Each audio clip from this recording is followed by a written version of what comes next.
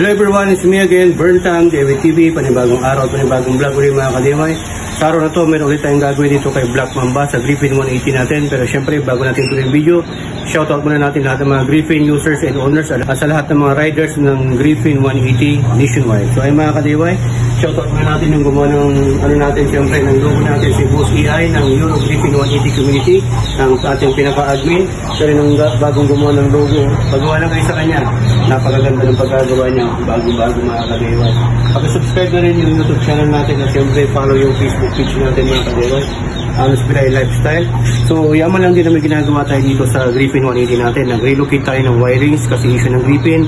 Sa lahat ng Griffin, mostly wires talagang problema kasi pagka nalulubog sa baha, nagkakaroon ng corrosion yung mga wire na papatid o napuputol kaya hindi natutuloy yung supply ng kuryente. Ayan, so ang gagawin natin sa ngayon, isa sa mga issue o minor issue na bakit pwede nyo mai-consider kung bakit hindi nag-start o ayaw magtuloy ng andar dahil nagluloko tong kill switch ng side stand. So ano ibig ko sabihin, may feature po kasi si Griffin 180 natin mga ka-DIY na pagka naka-side stand yung motor natin ay ayaw umandar. 450 po yun. So parang ganito. Hindi natin yung ignition, patapusin natin yung panel. Lagi kong sinasabi, patapusin yung panel para hindi masira yung ECU, para mag-synchronize muna lahat. Tapos saka mo papandarin. So yan, nakita mo, pinipindot natin yung starter button, tapos yung brake lamp switch, ayaw talaga. Kasi naka-side stand. So dapat ganyan yung safety features. Pero minsan, nagluloko siya. So ganito yun. So yan, na-open natin mga ka-DIY. Kita nyo, na-relocate natin. So, dito ko na nilagay yung yan, yung socket o terminal o wire harness ng side stand. So, nandyan. So, ito, sakaling nagluloko, kunwari, kahit naka-side stand siya, dapat hindi mo mapapandar. Pero minsan, umaandar kasi nag-loose yan. Kunwari, natatanggal. Kunwari, nakalagay pero nakaganyan lang.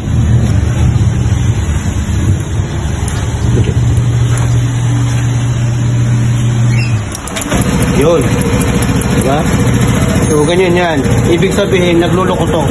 Yan o, nagluloko, natatanggal kasi habang nagdadrive ka mga ka-DIY, habang nagdadrive ka, yan, nagbibentong motor natin kasi flexible yan. Ito, nasa baba kasi yan, nandito yan, naglulus po yan. So sakaling ganun po ang issue ninyo, na ang gusto ninyo ay pag naka-side stand hindi mo mapapandar, check na lang to, tanggalin nyo tong pairings. Kahit na hindi nyo natanggalin yung buo, ito lang sa baba, tanggalin nyo kasi ito sa mga stock na hindi pa nagpa-relocate, nandito lang yan sa baba. Ang gawin nyo lang ay isuksok nyo maigi, dapat tutunog yan, ang tutunog yun, tapos ito nakalagay. So dapat pag nakaganyan hindi mo talaga mapapandar. Okay, ngayon naman mga ka-DIY, ang gusto naman ng iba, ayaw nila ng ganyang features. Gusto nila kahit na naka-side stand, ang gagawin mo na lang, kahit naka-side stand, gusto mo mapandar, basic, ano yung gagawin mo? Ito, tanggalin mo lang to. Diba? Tanggalin mo lang. Pag tinanggal mo na yan, yung socket na yan, yung ito kasi papunta yung socket doon sa sensor. Yan o, mga ka-DIY. Ito yung sensor ng side stand natin. Na kung saan, nasisense na yan, pag nakababa, hindi mo talaga mapapaandar. Okay? Yan, lagi nyo rin nilinisan yan. Pwede mong tanggalin dito. Ito yung sensor. Pag nasira yung sensor, kahit naka-side stand yan, hindi mo mapapaandar or natanggal yung socket. Ganyan lang po yan. So para pa matrace mo yan, gamitan mo ng tester kung may supply at yung bolt para ma-check mo yung bolt niya, value. So ganyan lang po. Yan, sinasabi ko, tuloy natin mga ka-DIY. Kung ayaw nyo ng paganahin yung safety features niya na kapag naka-side stand, hindi nyo mapaandar. Ang gusto nyo, mapapaandar nyo na kahit naka-side stand. Tanggalin nyo lang to. Dito kayo magtanggal. So pag ganyan, tanggalin natin. Kahit naka-side stand, mapapandar mo na siya. Yun. Ang ano lang kasi nito, ang risky lang dito na pagka naka-side stand, tapos hindi mo pinagana yung kill switch kasi yun.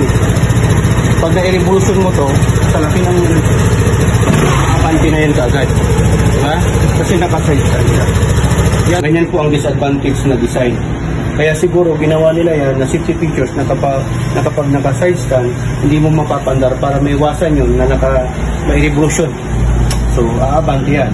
Unlike na kapag naka-center stand, kahit revolution mo, hindi aabante. Pero sa karamihan, o sa mga iba na hindi sanay na ganyan, gano'n lang, bunutin nyo lang ito mga kadima. Bunutin nyo lang to. Okay? Simple as that. Bunutin nyo lang to, then okay na yan. Wala nang problema. Ito lang naman. Ganyan lang. Laylayin nyo lang ng ganyan, tapos gano'n nyo. Okay?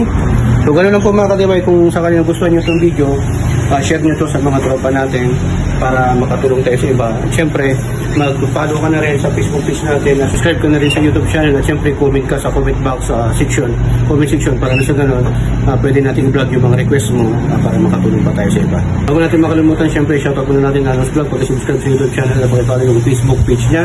Ayan, kamusta dyan sa Taiwan? Mamana, padala ka na ng pang-accessory. So gano'n, wala tayong kasama ng vlog, dati kasama natin siya ngayon, si Natanya May na yung kasama natin. So gano'n mga katibay, kung gusto nyo rin to na gayahin, check nyo yung video natin kasi meron tayong separate videos na. So yan lang po ang guide namin sa inyo ngayon kung paano tanggalin yung kill switch ng side stand para mapaandar nyo kahit na naka-side stand. At kung ano yung problema, bakit hindi nyo mapaandar, isa yan sa cause. Bakit hindi nyo mapaandar? Kasi nagluloko yung sensor ng side stand. So yan, dito sa HPT, natuto ka na, nakatipid ka pa dahil sa HPT, sharing is caring. Dalawa lang po ang meaning ng DIY dito sa HPT, do it yourself at restore it yourself. Ayan, maraming salamat. Ito ka, Glory and Burn Thumbs. Sa inyo.